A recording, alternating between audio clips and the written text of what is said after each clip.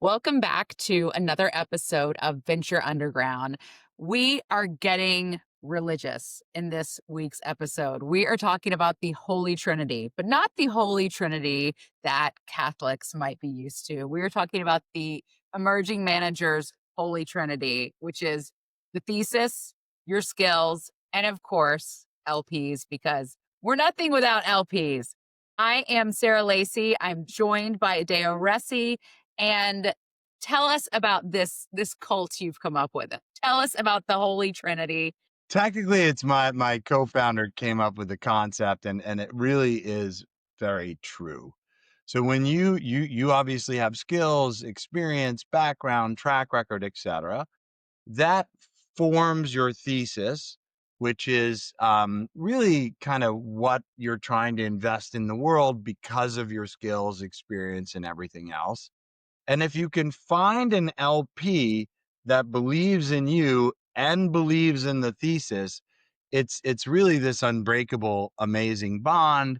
They'll back you in multiple funds. They'll back you in other endeavors. They'll invest or co-invest in when you make the initial investment, follow-on investments, etc.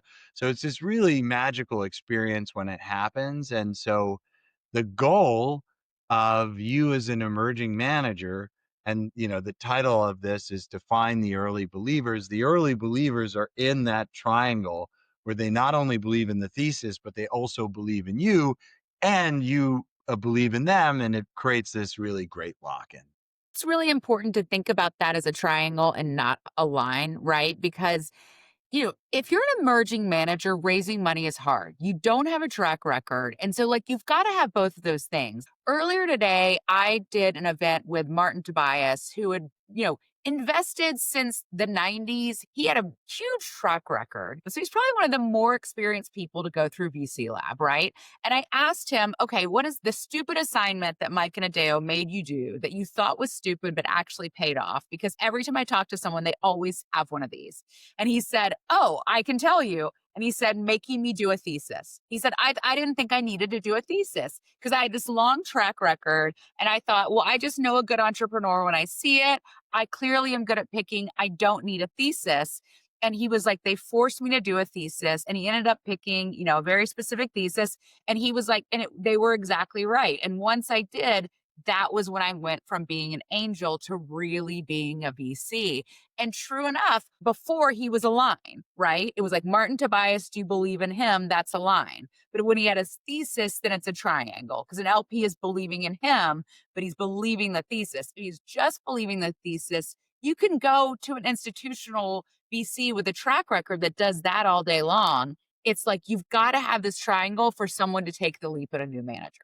Yeah, it's really amazing, and we see this happen all the time. But it's, as you said, it's very hard, especially when you're starting out, to figure out how to do it. So we talked in the past that the first people you should always pitch are the confidants, and that is the line. These people believe in you. You could be like, I'm selling, snow to Eskimos. They're like, great, you know, we're in. It's like, maybe that wasn't the best idea. But once you start moving out of your immediate friends and family circle, then you need to find that triangle structure, the early believers in you and the thesis and what you're trying to do in the world. And that's challenging, right? Because if they decide not to invest, you may take it that they're deciding that you're not good enough. Mhm. And it's you got to let that go. You're going to get lots of no's. In fact, managers get more no's than startups get no's. So, how do you do this? You everyone knows you go to your friends and family first. That's the easy part. Now it's like it's getting real. You've got the thesis, it's all bright and shiny. You're ready to go. First day of school. Where do you start? What we've seen work, right, is you create what we call LP archetypes. On a high level, there are things like angel investors, if you're going for smaller LPs, to high net worths, to family offices, to corporates, to endowments, sovereign wealth funds. So there's sort of small LP archetypes, medium LP archetypes, and large LP archetypes, but you go after an LP archetype. So let me make that a little bit more real. You're doing a biotech fund that's doing that invests mainly in surgical equipment because you have a great background as a surgeon and an investor in these type of things, and you're like, I'm going to finally launch my fund. So one of the LP archetypes that you could go after are like super successful surgeons that used to be like you. And so you create a list of all the top surgeons at different hospitals around the world. You reach out to them and say, hey, I'm working on something. I'm a former surgeon myself. I'd love to chat with you about it. And you start talking with them. Now, what we like to do, Sarah, is we recommend that people have about three what we call working archetypes at a time and two prospecting archetypes on top of that. And what I mean by that is what you'll find is you'll hit these archetypes and then all of a sudden you're getting commitment, commitment, commitment. It's like a vein of gold and you're just hitting, Mhm. but they dry up. So the archetypes will like I had an archetype of Mexican billionaires, and I had a fund with lots of Mexican billionaires in there, but they're not an endless number of Mexican billionaires. So once I hit about seven, I tapped out. Now seven's a small number, but billionaire is a big archetype. So you have some archetypes that were like if you go after big institutions, there may only be a handful that would be interested in your fund. But if you get two or three, you could raise 40, $50 million, maybe more. Having three working archetypes and two archetypes that you're prospecting is our best practice on how to find those early believers. Now, is the reason that the vein works because you know how to sell to that psychology of the person? Or is it because, like, there's some sort of social proof where it's like you've got that person's referring people, or you can kind of say, oh, maybe you do a dinner and there's someone that's like them there, or is it both? It is both, but it's actually more sequential. So remember the triangle, right? The Holy Trinity. It starts out, you talk to this surgeon. You were a surgeon. You're working on investing in surgery. They're like, wow, this is amazing. And then they're like, I gotta tell my buddy John over in whatever, he would love it. So initially it just starts because that Trinity is very strong. They love the thesis, they love you, and then it usually spreads within that archetype because they communicate with one another. They refer you to other people, and you get a bit of a cachet. There's some archetypes that really are nearly endless. Like one of our funds, he was a huge techie, worked at all the big companies, relatively senior, and that archetype seemed endless. He runs tens of millions of dollars talking to senior technical people at big tech companies. I mean, Hmm. there are a lot of them. They're paid well. They have tons of money. You know, it's a big one. But for the most part, I've never seen an archetype that was endless. All of them will kind of taper out at a moment. And, the one thing, kind of a pro tip on archetypes, you don't want them too general, like high net worth individuals. Like, okay, there's like a lot of those, but they're not going to plug into your Trinity. So you want to find high net worth individuals that care about the climate for your climate fund, right?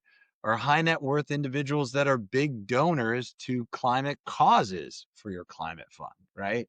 So you need to take these archetypes and get them pretty specific so that they can fit that uh, Trinity model.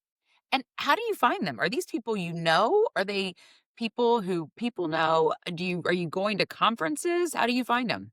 Inevitably, with a lot of these LP archetypes, you will know people at them because they fit this model, which is something you're very interested in, something that your fund is working on. But to your point, Sarah, there are times when you don't know them, but then you can use these modern tools to really help you brainstorm what conference they go to, what associations are they part of, what keywords to look for to find them. And so there's a lot of ways to intersect. And the biggest unlock here that's probably the most important are what we call connectors. Okay. So a connector is someone that you know really well that knows people in the archetype that you're going after, or even a specific person that you're going after. And what you want to do I believe it's roughly half connectors, half LP pitches when you're really running a great process. Let's say you want to go after a big LP like CalPERS. Knock, knock, hi, I'm Adeo. I'm raising a fund. You want to meet me? They're like, no.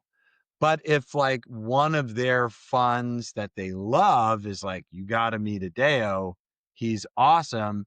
And then one of their advisors on one of their segments, like Adeo's fund is really amazing. You should take a look at it. And then someone else tells them that they're like, wow, I really should see what Adeo's up to. I've had 3 or 4 people tell me he's working on something interesting. I should check it out. So what you got to spend almost if not an equal amount of time working on connectors to activate people at these LPs and in these LP archetypes that you want to reach so that when you go direct, or sometimes you don't even need to go direct because the connectors make the connection, that you're coming in with a lot of credibility out the gate, and you have to skip all that trust building that can take sometimes weeks, months, or years. So, what's the ask with a connector? Is it knowing specifically who you want them to connect you to and saying, I want you to go talk me up? I can tell you a lot about fundraising that's a science, and then there's some things that are an art. The connectors fall into the category of art. You don't want to compensate them, that's illegal. And if someone asks you for compensation, you have to say no. It doesn't mean you don't do anything for them, but look, ideally you're going to know these connectors well, and this is something, it's like, you scratch my back, I'll scratch yours kind of thing. Like, thank you for making this intro. If you ever need help or you have a company you want me to look at, I'll be happy to look at it. So it's really, these are not compensated, friendly things that you're asking someone else for help. And you position it like this: I really want to tell you something I'm working on. Get them on the phone, tell them what you're working on. I know you know a lot of interesting people in this space. I'm fundraising right now. If you don't mind putting a good word in for me to the people, like this, and this, because you've done your homework. And they would say, oh, I don't know so and so really well, but I know this person really well. Would you like me to make an intro? Yeah, but absolutely. And I'll tell you the way to make that intro happen. It's not like he's working on a fund and you should check it out. It's going to be really amazing. Don't do that. There's issues about legality with that as well. You introduce the person. I really want you to meet Adeo. He's working on something really interesting in this space, and he's got a great background. I think you would be great to connect. Make it about the person, not about the fund. All emerging managers, you don't have track record yet. You don't have big DPI. They're backing the person, not the fund. So try and make as much of the early connections with limited partners, with connectors, about people and not necessarily about the firm and the fund. Mhm. So when it comes to this triangle, is it the first bond they're really building then is with you and the thesis is like the strengthener? I would say the thesis is how you find them because you know they're interested in the same thing you are, and that's your commonality, right? Oh, I see you're donating a lot of time and money to climate. I'm super passionate about the climate myself. In fact, I set up a fund. We're backing like really early stage climate ideas that are kind of radical. So the thesis is the glue, right? That causes that relationship to solidify because you have a common interest. Mhm, mhm. So, at what point because I know that there are so many rules around how you have to engage on this, at what point do you move from the getting to know you game into the sales game when you're trying to find these first believers? You should spend one meeting to get to know each other both legally, conceptually, everythingly. You wanna know the LP. They should know you before you go into a deep pitch about your firm and fund. That's the best practice. And so you have this first meeting where you get to know them, and then you'll know, oh wow, this could be an early believer. And then you're like, listen, I'd love to tell if you're interested, I'd love to tell you more about the fund that I'm working on because it aligns with so many things we're talking about. Maybe we can jump on another call in a week or two. Oh, I'd love to do that. Let's do it. I'm free next week. You want to pencil it in right now? You're like, bam, this is great. I have an early believer. So what happens if you're trying to find these veins and you're trying to find these veins and it's just like it's a bad mountain. You're not finding them. When you're going out to people you know and you're not getting interest at 1 in 10, so it's worse than 1 in 10, so 1 in 15, 1 in 20, something's not lining up, right?